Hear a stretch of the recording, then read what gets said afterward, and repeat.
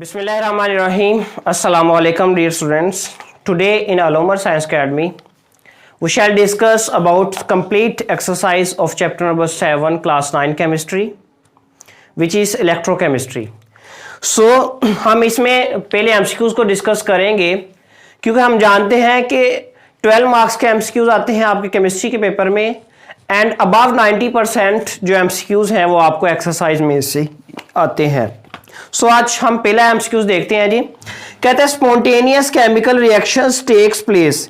इनमें से स्पॉन्टेनियस जो है केमिकल रिएक्शन वो किन में वकू पजीर होते हैं.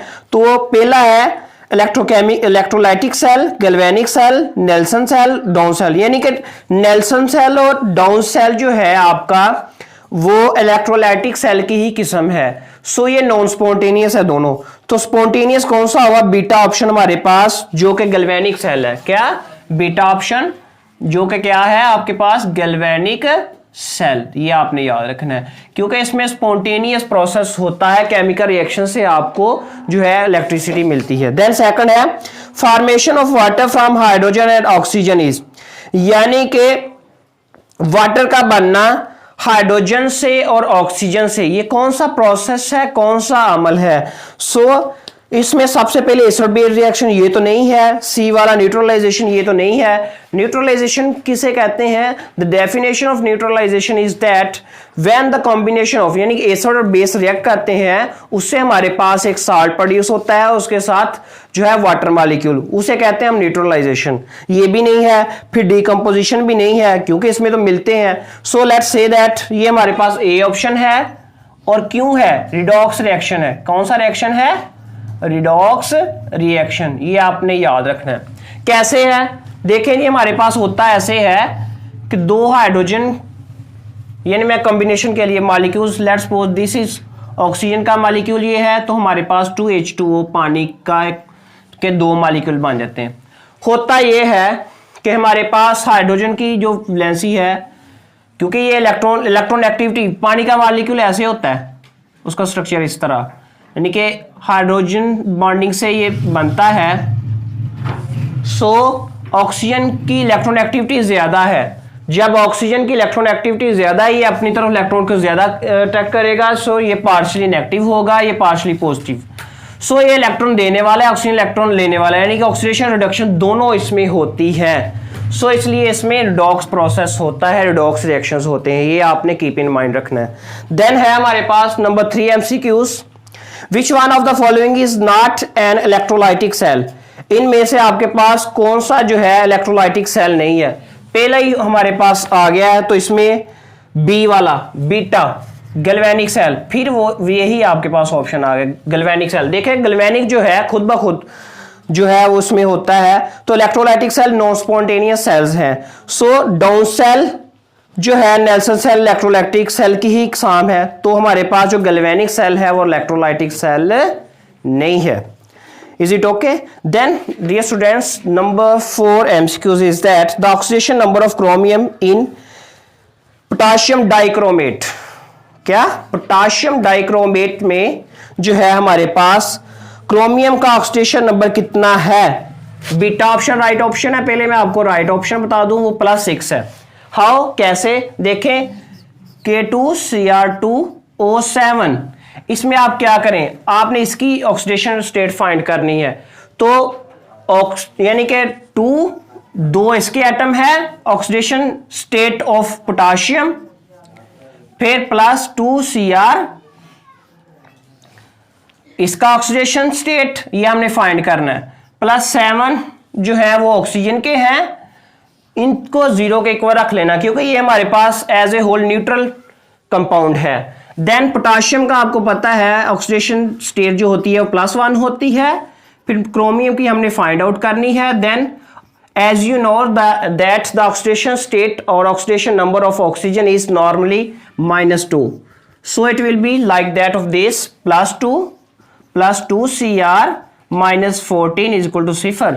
सो ये जमा का ये माइनस का. आपको पता है जब एक माइनस का होता है एक प्लस की रकम होती है तो होता अमल नफी का, अलामत बड़ी रकम की लगती है. सो 2Cr -12 इज इक्वल टू 0 और 2Cr, ये इधर माइनस हो रहा होता है, मैथमेटिकल उसूल है कि ये नफ़ी हो रहा है, इधर आके जमा हो गया, और ये भी मैथमेटिक्स का उसूल है, अगर डिवाइड हो रहा हो तो हमने Cr को फाइंड करना है, क्रोमियम का ऑक्सीडेशन नंबर या ऑक्सीडेशन स्टेट, ये इधर मल्टीप्लाई हो रहा है, इधर आके डिवाइड, तो आप कर दें तो आपके पास क्या है, जो आप 6 आया पॉजिटिव में है, इसलिए हमारा राइट ऑप्शन है।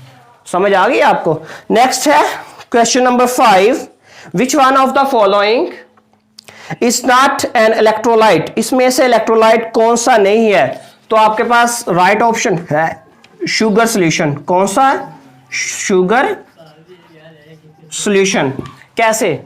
देखिए इलेक्ट्रोलाइट वो होता है जो पानी में जो है या किसी भी सोल्यूशन जो आयंस में टूट जाए, आयन में जो है डिविजिबल हो जाए, तो ये आयंस नहीं बनाता, ये कोवेलेंटली बॉन्डेड समझ ले आप, जबकि सल्फ्यूरिक एसिड भी आयंस में बनाता है, लाइम सॉल्यूशन भी वो होता है, सोडियम हाइड्रोक्साइड जो होता है उसमें सोडियम का कैटायन और हाइड्रोक्सिल आनाइन बनते हैं, तो वो इलेक्ट्रोलाइट के तौर पर काम करते हैं, जबकि ये इलेक्ट्रोलाइट के तौर पर काम नहीं करता, ये मैंने आपको अपने लेक्चर में भी बताया था। Then number 6 MCQs is that the most common example of corrosion is, very important. जब मैं आपको क्रोजन के बारे में पढ़ा रहा था, मैंने रस्टिंग ऑफ आयरन कहा था, the famous example of corrosion is rusting of iron, यानी क्रोजन जिस भी किसी मेटल को जंग लगता है उसको हम क्रोजन बोलते हैं, but the specified word for the corrosion of iron is rusting, उसको हम रस्टिंग बोलते हैं, सो रस्टिंग ऑफ आयरन हम उसे कहेंगे। सो सबसे best example, the best example in the word of corrosion is B, rusting of iron. बीटा option हमारे पास है कौन सा? Rusting of iron, rusting of iron हमारे पास है। Is it okay?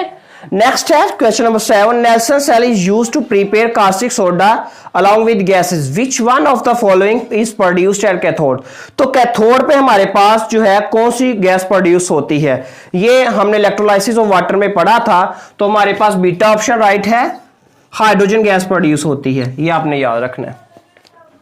Next question number 8 है, during the formation of water from hydrogen and oxygen which of the following does not occur, इनमें से कौन सा जो है प्रोसेस या कौन सा रिएक्शन जो है वो नहीं होता है। सो डेल्टा ऑप्शन जो है राइट ऑप्शन है। मैं आपको एक्सप्लेन भी करता हूं कि क्यों नहीं है, यानी कि hydrogen behaves as oxidising agent, यानी कि हाइड्रोजन जो है क्या करता है, ये इसको ऑक्सीडाइज करवाता है, यानी कि ऑक्सीजन के वेले शेल में कितने इलेक्ट्रॉन होते हैं? 6 होते हैं, एक इलेक्ट्रॉन इसके पास, एक इसके साथ शेयरिंग है, एक इसके साथ शेयरिंग है, सो इलेक्ट्रॉन एक्टिविटी इसकी ज्यादा है, सो वो इलेक्ट्रॉन गेन करता है, यानी कि इलेक्ट्रॉन को ज्यादा अपनी तरफ पुल करता है, तो इसमें से इलेक्ट्रॉन निकल जाते हैं, तो हाइड्रोजन जो है पार्शली पॉजिटिव की तरह बिहेव करता है, तो हमारे पास इस तरह जो है ये एज ए नहीं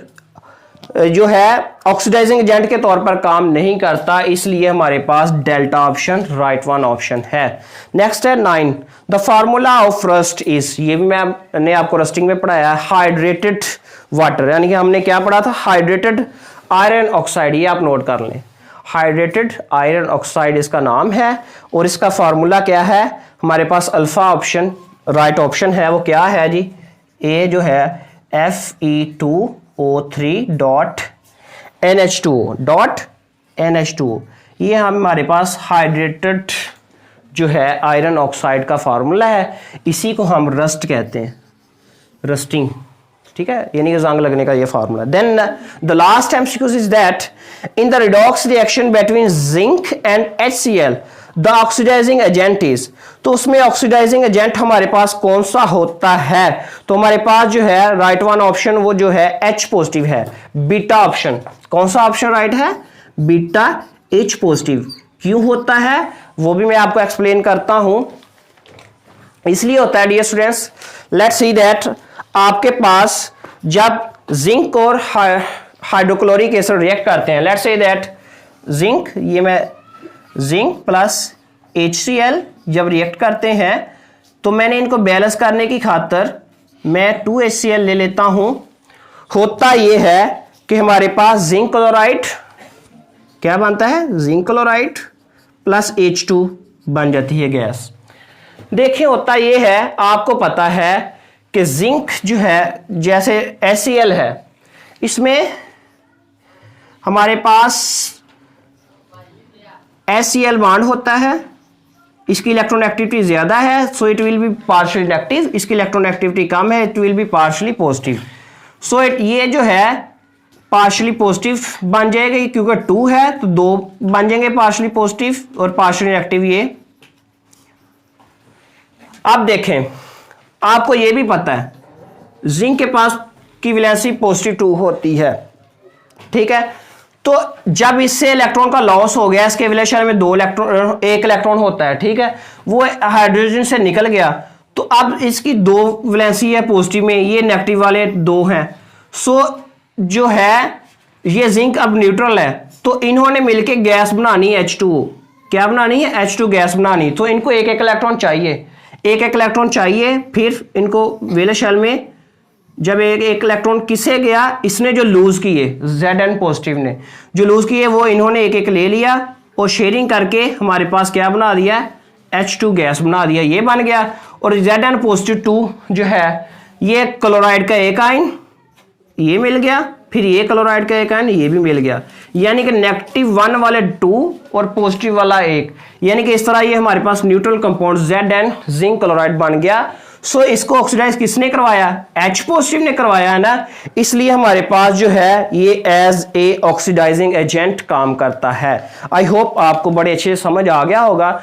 मजीद जो है हमारे short question and long question के मतलब, सो जब मैंने इस सारे चैप्टर के आपको जो है शॉर्ट एंड सारे टॉपिक्स पढ़ाए हैं, उसमें मैंने अलग-अलग शॉर्ट बताया था, अलग-अलग लॉन्ग बताया था, और MCQs के हवाले से भी मैंने इन डिटेल डिस्कस किया था।